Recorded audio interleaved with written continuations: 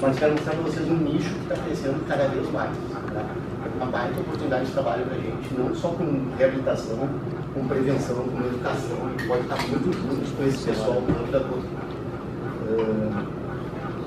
Antes de entrar, né, vou me apresentar rapidamente. O Lourenço já fez o cálculo, então já sou fisioterapeuta há 17 anos. Fiz uma formação em osteopatia, que realmente mudou minha visão em termos de fisioterapia, principalmente na parte manual. Fui fisioterapeuta do Grêmio até o início deste ano. E a gente tem uma clínica, eu e mais 3 sócios, 4 agora, que é a Fisioprime, os guris fazem style. Vocês estão convidados a ir quando quiserem, Carol já foi. Mas quiserem um dia participar, conhecer e ver como é que é o trabalho, sintam-se à vontade. Antes de eu mostrar um pouquinho assim, o contexto da corrida atualmente, é sempre bom entender um pouquinho de vocês. Assim. Obviamente eu não vou fazer pergunta para ninguém, sempre achei um saco disso aqui, eu fiz isso, fiz aquilo. Mas só para entender, vocês fazem alguma atividade física? Sim. Né? E algum vocês correm? É interessante porque assim, na minha época, anos atrás, a corrida era uma coisa muito mais de gente mais velha, era de 30 anos para cima. Não via um pessoal mais jovem, mais de 30 anos, por exemplo, fazer maratona, e agora tem. Então vocês veem o nicho, e a gente vai mostrar isso aqui em alguns dados, o nicho cresceu muito, né? A gente parte de 20 anos a 60, 70 anos. Olha o público que a gente tem para trabalhar em cima, né? É muito grande. Esses dados, eles são de 2019, 2020, mas assim, mais de 40 milhões de pessoas correm os Estados Unidos. É muita gente. Esse dado de maratona aqui foi de 2020. Não sabe também. Não, é 2020, não é? O Lourenço me ajudou a fazer o slide. Mas assim, mais de 300 mil pessoas concluíram maratona. É muita gente. A gente pode estar junto de algum grupo de corrida que a gente faz. Os guris veem que o pessoal realmente adere muito ao tratamento, à prevenção, eles estão criando a cultura de praticamente ser um atleta. E alguns estudos dizem que quase a metade desses experimentam algum tipo de dor e lesão. Seria mais ousado dizer assim, praticamente todos. Porque o volume que eles vão crescendo e vão fazendo de corrida é muito grande e o corpo não é preparado para isso, ele vai sentir uma hora ou outra. Então, quais são os principais fatores de risco associados a lesões, principalmente na corrida? Análise de padrões de pisada e elemento corporal. A gente vai falar um pouquinho mais pra frente, mas antigamente a biomecânica ela era a cereja do bolo de tudo. Era tudo biomecânica, o jeito que ele pisa, o valgo dinâmico, não sei. Isso aí mudou, principalmente com uma fisioterapeuta que vocês devem conhecer, que criou a parte da multifatoriedade relacionada à lesão. E a gente vê, né, vocês podem ver assim em vídeos, vocês veem os quenianos correndo, eles têm valgo dinâmico, um corre com o pé chato, um corre com o pé plano, o outro corre na ponta do pé, um corre no calcanhar e eles perforam. E não quer dizer que isso vai ser pior ou melhor, é uma adaptação corporal da pessoa. Idade avançada é um fator de risco. Vocês já devem ter visto em alguma outra, ou na aula, alguma coisa, idade avançada é sempre um fator de risco. Lesão degrada, fator de risco. E vai ter muita gente. Já teve lesão de joelho, já teve pós-operatório de joelho, lesão de tornozelo, então tem uma lesão, provavelmente vai ter alguma coisa, apresenta algum déficit, vai ter. Uma coisa que falta, e falta muito, hoje até o Juan estava lá na clínica e pôde ver, o que acontece às vezes? A pessoa começa a correr. Não vou perguntar para vocês, mas assim, existem vários motivos que levam a pessoa a correr.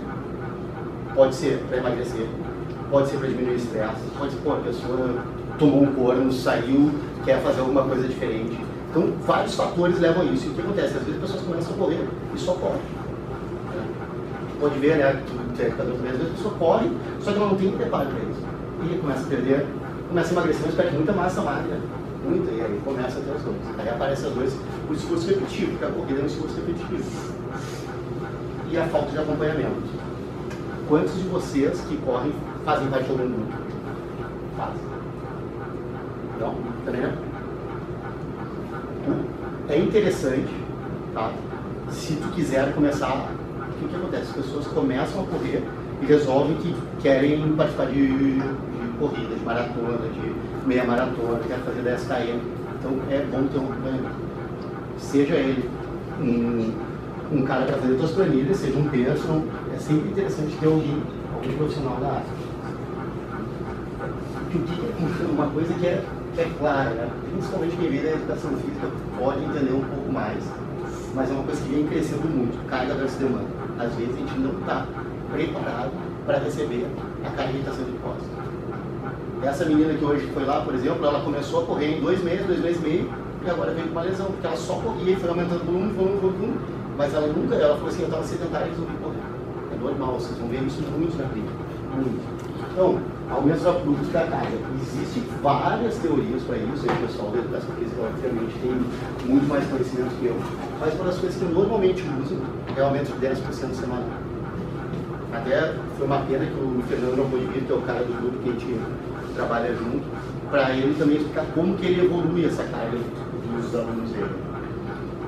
E a gente vai sempre bater na tecla, a importância do aumento gradual. Adaptação ao estímulo, recuperação, adaptação ao estímulo, recuperação. Tem que ser assim. E aí o fisioterapeuta sempre vai estar junto. As principais localizações de lesões de corrida: joelho, tornozelo e pé. O joelho, vocês vão ver que é a principal. Tá? Eu vou falar de 2 patologias, né? Que é a dor patelofemoral, né? Síndrome patelofemoral, e a síndrome do trato iliotibial. Tem estudos que falam que a síndrome patelofemoral chega a atingir 1/4 da população. É 25%. Então, se a gente pegar num mundo ali de 300 pessoas que correm, 25% vão ter algum tipo de dor. É um campo muito fértil para a gente. Esse aqui é uma revisão sistemática que teve, acho que é de 2016, que ela mostra ali, ó. As maioria das patologias são joelhos. Se a gente começar a olhar, ver síndrome patelofemoral, estresse tibial, síndrome do trato iliotibial, lesão meniscal, tendinopatia patelar, a maioria do joelho. É um bom campo para a gente ir se especializando e tratando. Então, só reforçando um pouquinho o que ela fica em torno de mais de 30% das lesões. Realmente assim, o joelho é um local que a gente tem que ter uma atenção muito grande. E às vezes é uma coisa besta, às vezes é uma síndrome patelofemoral que a gente vai falar e que a gente não consegue identificar uma causa. Que é o pior. Vocês já viram esse slide, essa figura? Então, essa figura, ela nos dá uma noção de como que acontece ou de o que pode acontecer num paciente. Às vezes ele chega e diz a dor é aqui. Então, depois eu posso mandar para vocês, os meninos podem mandar os artigos, então a gente pode ver assim, ó, tem lesões que são bem características, dói aqui. Você já pode pensar, é alguma coisa da patela, ou do ápice da patela, ou do tendão patelar. Já dá para pensar, é uma dor bem localizada. Não, ela não é difusa, ela é bem aqui. Você já pode ir direcionando toda a tua avaliação e o teu tratamento para isso. E aí, o que acontece? Existem algumas que a gente tem que ir descartando por testes específicos, outras a gente vai tirando a dúvida conforme vai acontecendo o movimento do paciente. É interessante isso, por exemplo, a síndrome patelofemoral, ela irradia para tudo. A gente já pensa, mas irradia para tudo, mas ela pode ter uma lesão de cartilagem? Pode ter pode ter uma patela de partida. Vou mostrar para vocês um paciente que tem a patela de partida. E ele fez uma meniscectomia e eu estou acompanhando com ele há 6 meses já, e ele não consegue evoluir. E provavelmente é por causa da patela de partida que tem um desgaste ali. Então isso a gente vai ver, mas assim, ó, essa figura é uma figura boa de ter, assim, vocês vão saber assim, mas dizer assim, a dor mais medial, provavelmente, medial para baixo, provavelmente tem uma tendinopatia da parte de dentro. É batata, ela dizendo não, dor é aqui. Então a gente já pode ir pensando em testes e como evoluir em cima disso. Ele está uma das nossas cerejas, que é a síndrome patelofemoral. Sempre quando vem síndrome, pode pensar, que são várias coisas. Eu estava fazendo uma revisão e antigamente tudo que era dor anterior no joelho se dizia que era síndrome patelofemoral. Aí começou a evoluir, os caras começaram a ver, não, tem a tendinopatia, tem a rofite, que é uma inflamação da gordura de rofa, pode ter uma lesão de cartilagem. E é importante a gente entender que a cartilagem da patela é avascular e a neural, então a cartilagem não dói. Quando ela começar a doer, ela já está chegando no periódico, já está num sinal bem mais avançado de lesão. Tá? E não é porque ela tem uma lesão condral que ela não vai poder correr. Tem tem um monte de lesões fora, faz tudo e não tem nem dor. Então, ela é caracterizada por uma dor retropatelar ou peripatelar, então atrás da patela, dentro do joelho ou em volta da patela, e normalmente eu tenho isso gradativo, principalmente se a gente aumentar a carga muito rápido. Tem um sinal nela que é clássico, que é o sinal do cinema. A pessoa fica muito tempo sentada, está muito tempo, levanta e começa a doer o joelho. É uma hora já de pensar assim, pode ser a síndrome patelofemoral. Essa aqui é uma gravura que ela mostra como que a síndrome patelofemoral pode ser representada. Então ela pode ter uma dor só embaixo da patela, uma dor só medial, uma dor lateral, uma dor superior, uma dor em todo o joelho. Então ela é muito difícil, é uma dor muito difusa, ela não é um ponto específico. Se começar a ter dor difusa, já vai descartando algumas coisas, já vai pensando, síndrome patelofemoral, como é que a gente vai tratar isso? Prevalência dela, 25% da população. Basicamente, é muita gente. Se a gente pegar aqui, a gente está em 10, 2 a 3 vão ter isso aí. Ou tem ou vão ter. Né? Então é um público assim, ó, vai aparecer mais cedo ou mais tarde na química para vocês. Aqui já deve ter aparecido. A traumática é tudo aqui. É tudo aqui, né, agora? Ali embaixo do cérebro. Deve ter bastante. Qual é a nossa dificuldade na síndrome? O diagnóstico dela é exclusão. Então você tem que entender um pouco das outras estruturas para achar ela. Vai ouvir muito bem a história do paciente e vai começar a entender, pô, ele começou a ter uma dor no joelho, não consegue achar a região da dor no joelho, tem sinal do cinema, tem algumas alterações de testes clínicos que depois eu vou mostrar para vocês quando a gente vai fazer a prática. O teste Clark, a gente conversava com os guris. O teste Clark, ele é um teste que ele dá dor em assintomático. Vocês conhecem o teste Clark? Né? É um teste de compressão. O teste de compressão patelar ele pede para fazer uma, depois eu vou mostrar para vocês, pede para fazer uma contração do vaso. Então, ele é um teste que ele não é tão fidedigno. A gente pode comprimir todo mundo aqui, ninguém tem, e alguém vai ter dor e não tem nada. Então, eu destaquei um pouquinho o valvo dinâmico, porque há um tempo atrás, o tempo que a biomecânica era a chefe de tudo, os caras consideraram que o valvo dinâmico era a causa da dor anterior no joelho. Porque tinha uma rotação, não estava a carga, tinha uma rotação do fêmur, rotação da tibia, tinha um deslocamento da patela, onde estava a carga na patela. O que o pessoal fazia? Trabalhava glúteo, trabalhava quadríceps e tentava corrigir isso. E viram que não é bem assim, que realmente são outros fatores, e a gente entra na multifatoriedade. A pessoa pode ter valvo dinâmico, pode ter valvo estático, não tem dor nenhuma, e não tem nenhuma alteração na patela, seja cartilagem, seja um processo inflamatório. Esse cara aqui, na verdade não era para estar aqui, mas esse cara é o cara da patela de partida. Ele tem a patela de partida bilateral. Olha o volume que ele tem de quadríceps. Ele tem um bom volume.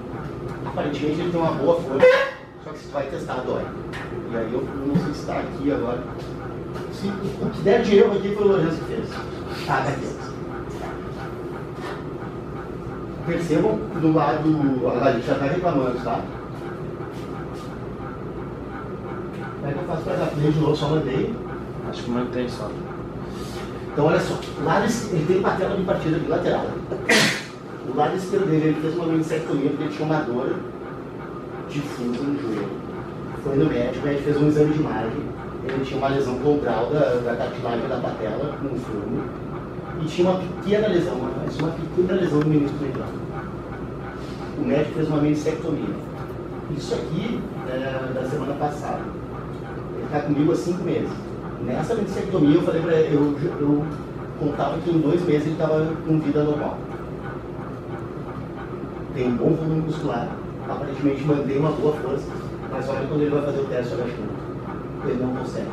É lá no esquerdo. Ele já reclama do começo, cara. Ele vai, ó, ele não consegue. E a gente tenta ângulo de proteção, depois eu vou mostrar para vocês ângulo de conforto e é difícil. Então o que vai acontecer? Eu tenho contato com o médico direto, provavelmente vai ter que fazer uma outra cirurgia. Eu tenho que estar pondo isso dele no. E a perna direita tem a mesma coisa, tá? E ele vai. Bem. Então, olha isso aqui que interessante. Olha como ele representa a dor dele lá na mão lá. Ela não é um ponto, aqui a gente cortou um pouquinho de, ela não é um ponto, né? Em todo o joelho, entendeu? Ele passa a mão, ele não tem um ponto específico que bate com a letra C lá. Só que olha o que tem de diagnóstico de exclusão ali. Então, massa patelar, característica. Você sabe o que é a housemate's knee? Ó, aquele housemate's knee.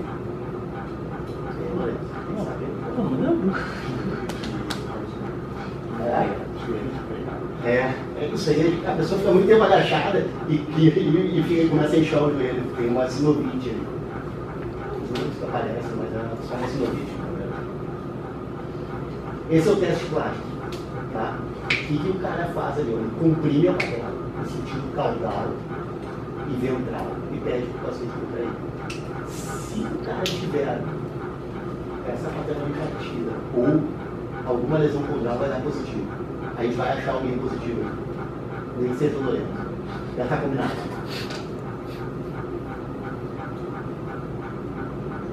Fatores de risco que foi encontrado numa revisão sistemática na força quadríceps, quadril e tornozelo. Pode vir a sobrecarregar. O quadríceps ele tem uma função muito interessante, principalmente na patela. Ele é um estabilizador dinâmico da patela. Só que ele funciona como um cooptador da patela na troca. Porque ele tem o ventre medial e o ventre lateral e ele puxa a patela e melhora a congruência dela. Então, um teste dela pode ter um pequeno deslocamento, uma pequena rotação e isso, com o longo do tempo, com o esforço repetitivo, pode começar a causar dor. Então, essa é o que o pessoal acredita que seja uma das causas porque essa diminuição de força causar essa patela femoral. Aí, eu volto àquela parte lá que eu falei do fator biopsicossocial e da multifatorialidade da lesão. O que acontece com pessoa que tem dor patelofemoral, que não consegue ter um diagnóstico específico, ele é um diagnóstico de exclusão, é muito difícil de tratar. Tem inúmeras pessoas assim, que são referências e sofrem para tratar, a pessoa volta a ter dor depois de um certo tempo.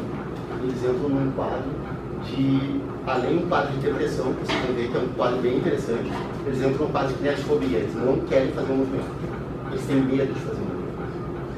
E isso é muito difícil, por quê? Vamos trazer para o mundo que eu estou trazendo aqui, um corredor. A pessoa resolveu correr porque já estava deprimida, estava ansiosa, era uma válvula de escape para ela, começou com dor anterior do joelho, teve que parar de correr.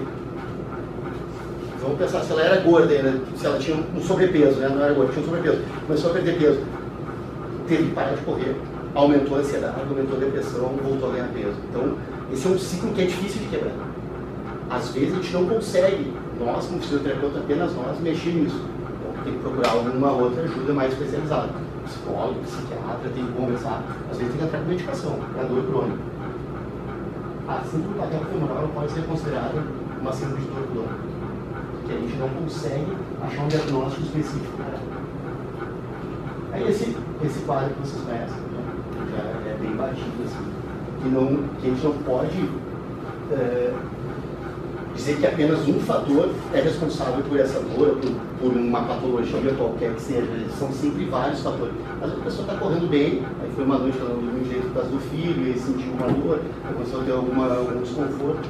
Então, é difícil tu achar um fator ou tu conseguir desenhar a pessoa, assim, vou desenhar o Lourenço, ele não tem força, ou ele tem força, ele está bem condicionado, mas aí uma noite ele não dormiu bem, ou ele ganhou peso. Esse fator ele vai mudando, ele não consegue ter uma foto da pessoa, ela vai mudando. A gente, quando a gente trabalhava no Grêmio, esse era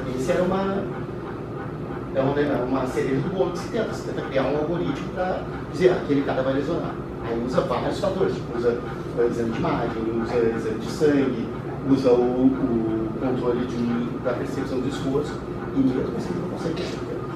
Imagina, pode ser, está com mais risco, está sendo uma bandeira vermelha, mas não pode ter certeza que ele vai machucar. É muito difícil. E às vezes a pessoa está super bem, vários casos vão super bem descansar com uma noite não dormiu bem, brigou com a mulher, aconteceu alguma coisa na família, foi jogar isso. Normal. Acontece muito. Olha que interessante. mas tem 6 vezes mais probabilidade de câncer.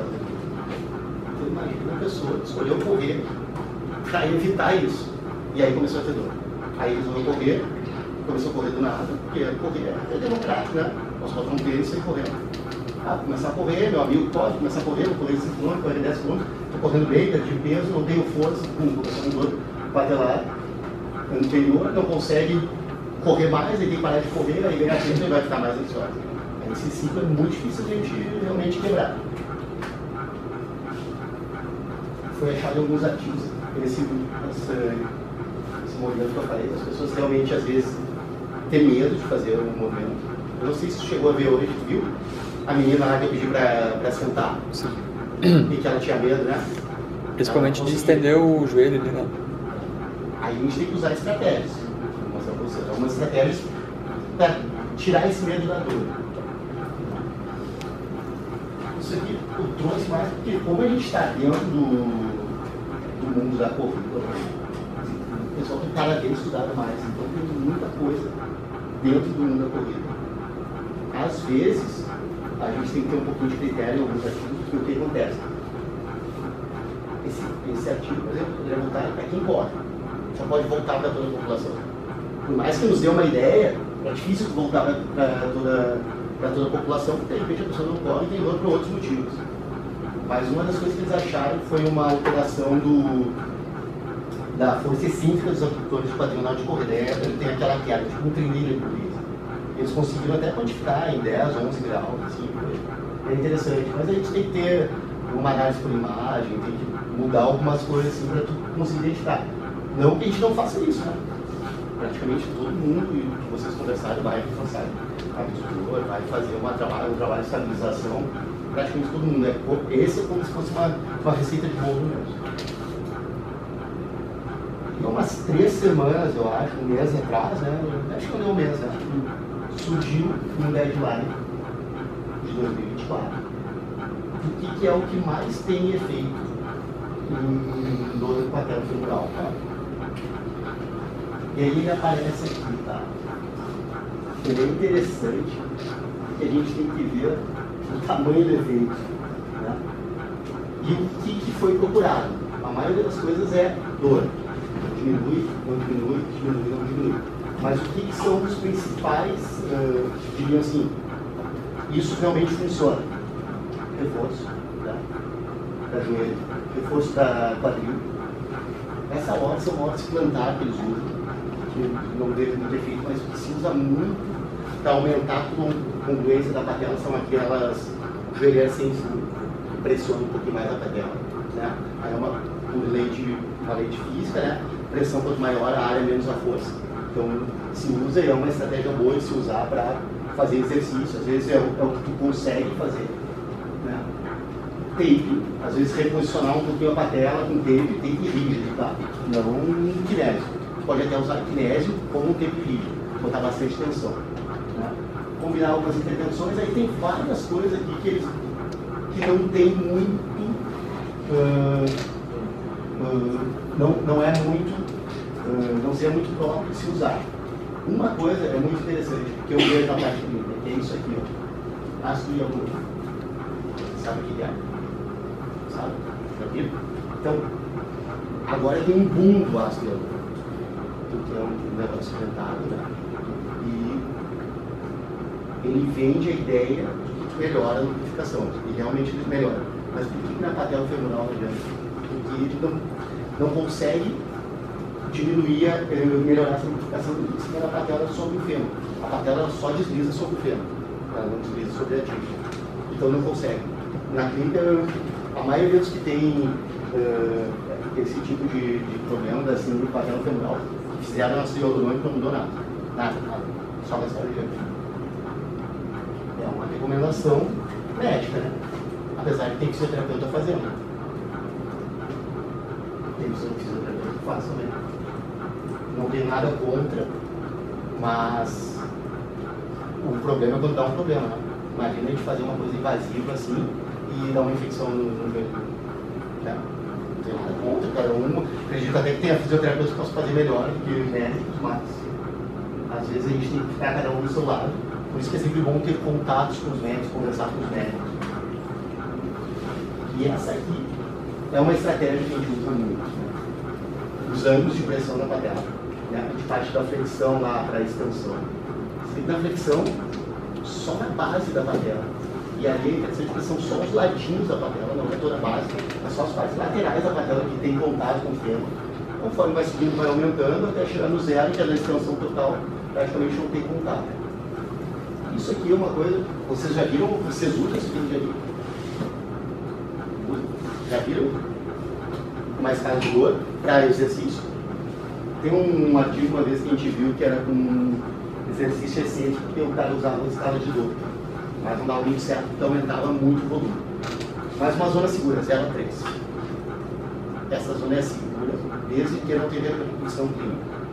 Fiz o exercício, tá um desconforto, 0 a 3, 0 a 3, 0 a 3. No outro dia, ficou bem, voltou bem, não teve edema, não teve nenhum inchaço, nada, zona segura. Tá? E os ângulos de proteção, que já mudou um pouco, porque eles não são ângulos de proteção, são de conforto. É aonde, longe da dor. Eu posso ter uma lesão lá no ápice da patela, mas quando eu chego a flexão total não tenho dor. Vai usar toda a amplitude do movimento. Não vai limitar o movimento porque a lesão é lá em cima. Esquece, porque tem muita gente que tem lesão e não tem dor.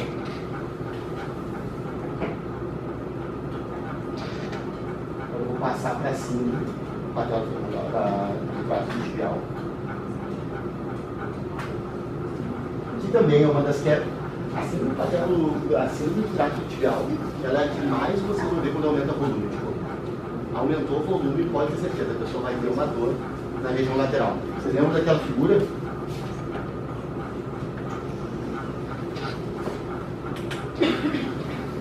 Bem característica. A pessoa vai tomar dor aqui e vai dizer, me dói aqui. Vocês vão ver o teste é esse. O que a gente tem que cuidar? Tem muita estrutura. Faz os testes, por exemplo. Teve algum impacto, teve algum trauma, para pensar no menisco lateral, para pensar numa lesão do colateral lateral, faz o valvo, testa, não deu nada, pode ter certeza. Isso é muito grave.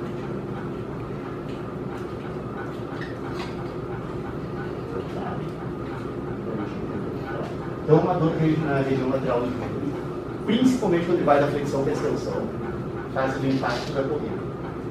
Diagnóstico, pressão manual e teste no óculos. Às vezes nem precisa fazer exame mais, às vezes eles fazem. Fase de impacto da corrida, principalmente quando apoia no calcanhar. Porque tem mais sobrecarga no joelho, utiliza mais a parte do quadríceps. Ponta do pé, tornozelo e pé superior. É onde tu vai solicitar mais, né? Então, uma estratégia, ou tu muda a cadência, aumenta a cadência para ter menos impacto. Ou tu tenta mudar a corrida, é muito difícil. Muito difícil e muito chato, mas dá. Tá? Então, fatores de risco que são identificados. Biomecânica inadequada do pé, se a pessoa tiver uma rigidez no pé, vai sobrecarregar o joelho. Isso é importante.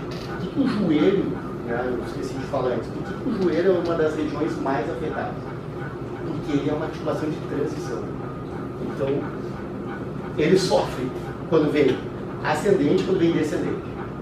Ele sempre vai sofrer, normalmente ele está sofrendo por alguma coisa que ocorreu. Tem uma rigidez no pé, tem uma diminuição de mobilidade no pé, vai sobrecarregar o joelho.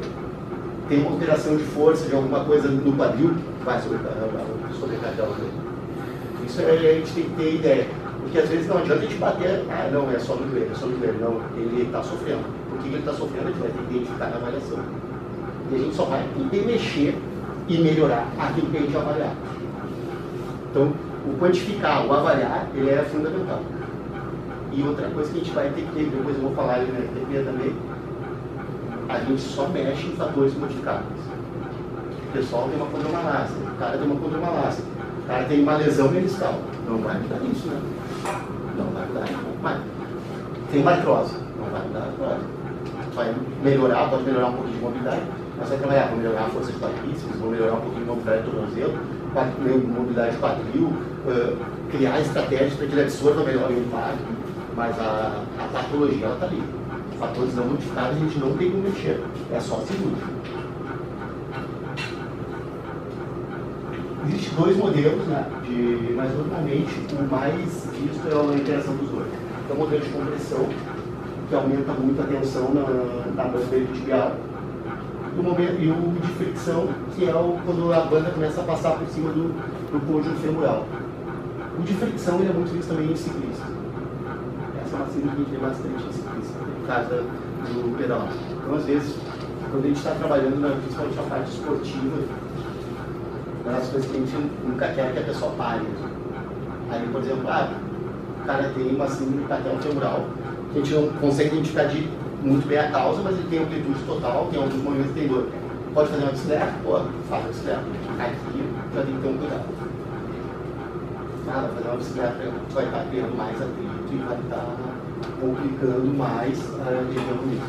A gente tinha lá um paciente lá na clínica, que o cara era ciclista, e o cara ele veio esse ano pra gente lá. Mas ele estava mais de ano, que ele melhorava e voltava, e voltava. Ele era por causa da bike, ele teve que botar lá uns 4 meses sem pedalar. Porque aumentava a fricção ali. E era bem pontual, bem característico da lesão. Vocês já atenderam alguém assim aqui? Todo mundo já passou pela traumática? Não, todo mundo. A maioria. É que a maioria não tá atendendo ainda, né? Ah, você não está entendendo. Mas tem traumático já? Já tiveram? Tem. Às vezes não tem, é batata. Tu já viu? Aqui? Aqui.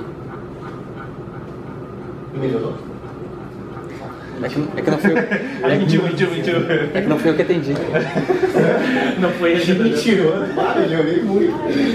Então, um comprometimento da biomecânica. Mais uma vez, a gente tem que ter cuidado. Às vezes a pessoa tem um fator biomecânico que ele pode ser um fator exacerbante da patologia, mas ele pode ser apenas um coadjuvante. Tive recentemente no Hã? Tive recentemente. Tratou aqui? Eu tava tratando agora. E aí? Não, melhorou muito. Fez o... Tratou com o quê? Comigo? Lorenzo, Mas tu teve que por causa da corrida? mas eu assim, O volume é batata. Faz assim, O volume é batata e quando começa a fazer um piso inclinado. Você começa a correr montanhas. Mas o volume é batata. Isso a gente vê muito. O cara começa a aumentar o volume, pum, começa a dor lateral. A gente usa muito a eletrólise lá. Não chegou a usar. Eu ia trazer para a prática, mas ia ficar muita coisa. Só prática, eu falo explica o que é Rapidinho vai, né? E aí eu põe todo mundo para sofrer. Então, aí, tem um monte de visão sistemática, tem um monte de estudo da sanidade industrial corredor. Então, a corrida é um nicho, tá? É um mercado de trabalho assim, ó, que está aí e a tendência é cada vez estar mais forte. Ela realmente está cada vez mais forte. Agora teve a Day Run, ano passado, a Bia me falou hoje, ano passado, ano retrasado, tinha 2 mil inscritos, esse ano tinha 6 mil. Imagina, né? A Maratona de Porto Alegre, agora Porto Alegre já tem 2 maratonas. Então, e esse público ele procura, tá? A maioria do público procura, quer fazer prevenção, quer fazer o recover, quer fazer a rotinha. Então é um bom nicho assim, de trabalho para quem gosta. Aí aqui a conclusão deles é que tem uma evidência limitada, né? A combinação de mudar o piso, com treino de força, mas basicamente a mudança do piso com o aumento do volume. E uma das coisas que a gente pode pensar em tentar mexer, daí nesse caso, principalmente da banda, é mudar a cadência. Aumentar a cadência para ter menos impacto. Né? Se conseguir, eu não tenho experiência com isso e é difícil, mas se conseguir mudar o padrão, às vezes é tudo. Né? De deslizar. Supinado. Mas é difícil mudar. Porque tem um engrama já, né? E aí tem que fazer da parte consciente para o inconsciente, é complicado. E daí quando tu vai aumentar na velocidade, tu vai acabar voltando para o padrão. Pode ter. Uma das coisas que é bom fazer e que ajuda é a estratégia de absorção. De salto, de como absorver o impacto, de dividir entre outras articulações, porque às vezes fica, mais uma vez, tem um pé chato, tem uma rigidez ali, vai sobrecarregar o joelho. Ele vai sofrer. Porque daí vai ter o pé chato. Se o quadril for para dentro, vai sobrecarregar o joelho. Se o quadril for para fora, vai sobrecarregar o joelho. Se tiver um muito forte, alguma coisa segurando, vai sobrecarregar o joelho. Ele é a zona de transição, ele sofre. Teste especial é o teste nódulo. Vocês conhecem? Já viram? Dá para fazer também o over, né? Para ver se tem muita tensão na região do trago, bem na região ali do tibial. Avaliação de força, né? Quadril, principalmente. E mobilidade geral, tudo bem no som. Esse é um videozinho do teste. Ele é bem simples, bem simples. Às vezes não precisa nem fazer, mas é legal fazer, porque o cara chega com uma dor aqui, ele faz o teste, já mata, daí o paciente já ganha confiança. Né? Tu fala assim, pô, isso aí, provavelmente é isso, vamos fazer um testinho, faz rápido, roda a perna, só de palpar, a pessoa já vai ter dor. Aí tu estica, dá uma dor no assinante, é isso, e a batata, é isso. A gente pegou um paciente lá, que era eu e o Maurício que estava atendendo. Ele tinha todas as características de uma síndrome da bandeira tibial. Ele fez o exame e a mulher não botou o exame da ressonância dele. E a gente olhou e tinha um espessamento, o Maurício trouxe com os colegas dele e era todos os testes daí. Todos os outros falaram assim, está espessado ali, bem na região do tendão ali. E aí a gente daí o que a gente vê de novo pela imagem. Essa imagem é uma imagem boa de guardar, assim, de vocês guardarem. Tá? Uma dor bem pontual. Cara, se é um cara já de mais idade, isso já corta, né? Muito suave, já corta. Infraquartelar se estiver muito inchado, pode pensar, se já não está inchado, já corta. Se é bem no ápice, quando contrai dói, quando pressiona dói, já vai direto para tendinopatia infraquartelar. Não tem muito o que pensar. É mais lateral? Rofite. Rofite, o rofa dói um monte. Então, isso daí eu falei, vocês estão desse frustrados um pouco. Mas o RTP ele não tem uma receita. Não tem, a gente tem que avaliar, ver o que tem, conversar com o paciente, conversar com o médico ou com o treinador e criar uma estratégia de trabalho em cima disso. Né? Óbvio que, depois eu vou passar ali para outro slide, que eu sei que vocês já fizeram, não sei se todos participaram dos testes de campo. Acho que a maioria participou. Então, óbvio que os testes de campo são testes que vão te dar parâmetro para dar alta, né? E tem que ser feito, mesmo seja em ambiente clínico, se adapta a esse fato. Força, dor, testes, dá para fazer os testes de salto, dá para fazer os testes de o single leg stretch, o single leg bridge, não fez, né? O single leg, só fiz os testes de campo, mas... Então são testes de força, às vezes não tem dinamômetro, sem dinamômetro te ajuda um pouco, apesar que às vezes a pessoa tem um pouco de medo ou a outra perna está com muito mais força ali, tu te segura um pouco. Mas o dinamômetro é uma mão na roda que tu avalia e assim, tem dor, não consegue fazer, temos que trabalhar em cima disso. Mais uma vez, fatores modificados ou não modificados. A patologia a gente não mexe, não temos condições. O cara tem um impacto femoroacetabular, uma IFA, vai continuar tendo a IFA. Então vai pensar que com a fisioterapia ou com a osteopatia, que na época que eu fiz, o pessoal achava que era o que resolvia tudo, não. Tudo tem o seu momento, tudo tem sua hora. Alivia, mas a patologia continua ali. A gente tem que dar condições do corpo se adaptar. E o corpo se adapta. O corpo se adapta a tudo. É isso que é o interessante dele.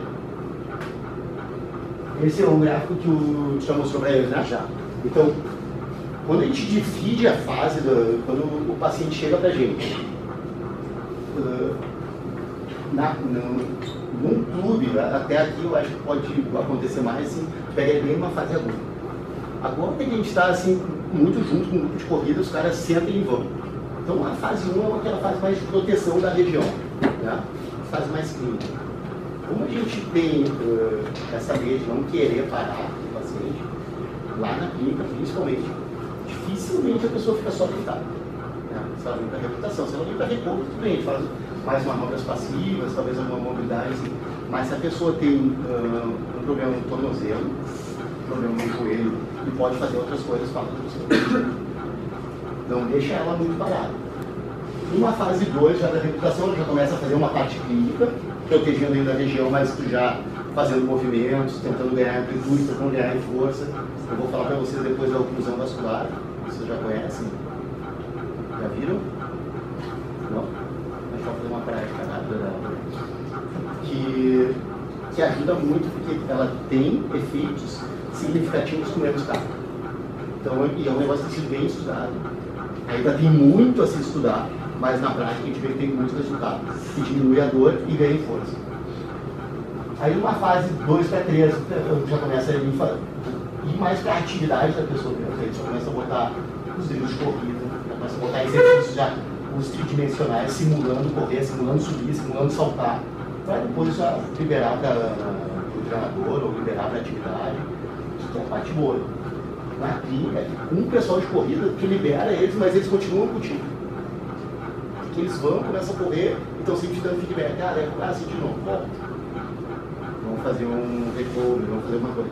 Então esse nicho, ele é... Esse nicho é que nem o beach tennis, é um nicho que tende a ficar meio que, não digo refém, mas a usar muito a estrutura do fisioterapia. O que a gente usa para dar aula?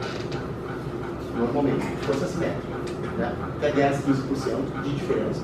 Aí tu pode usar o dinamômetro. Quem tem, quem não tem, pode usar ou o single leg hold, que faltou o leg ali, ou o single leg stretch, que é um agachamento unipodal, ou uma ponte unipodal. Compare um lado com o outro.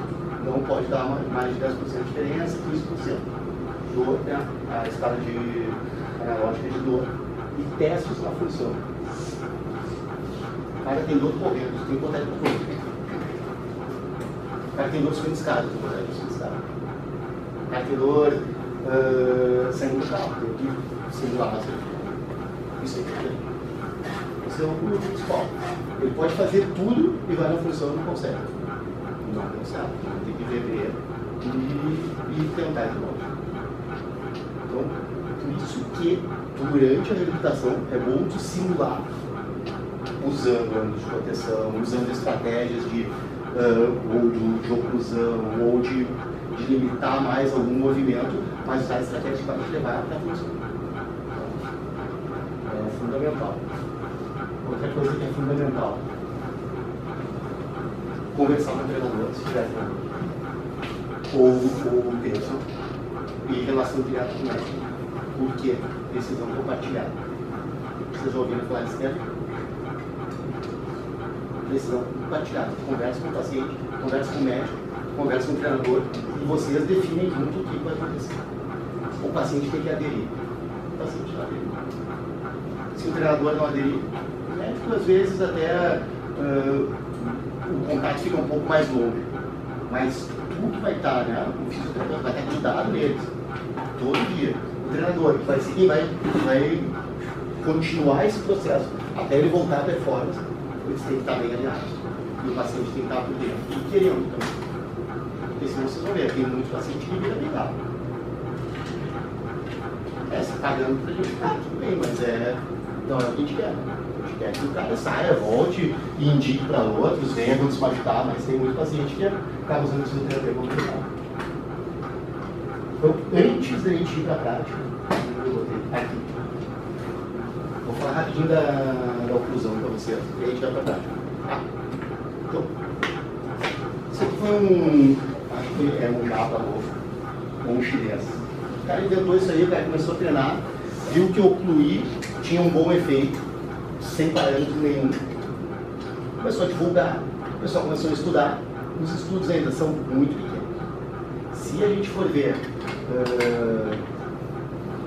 qual que é a pressão ideal, não sabe, ninguém sabe. Qual que é o tamanho do bandido, ninguém sabe.